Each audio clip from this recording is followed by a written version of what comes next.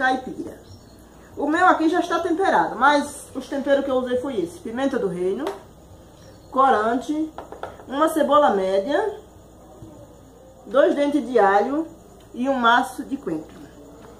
Você corta ele, o peito, assim, abre assim, de um lado e do outro. Tira as coxas. Se sua panela for grande, não precisa tirar as coxas. E se for pequena que nem a minha, você tira as coxas. E fura ele todinho de faca e deixa...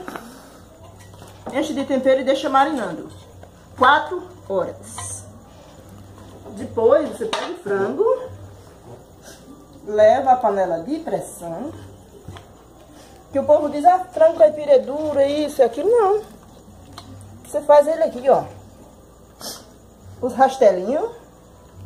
Eu aproveito tudo. As coxas. E os miúdos aqui.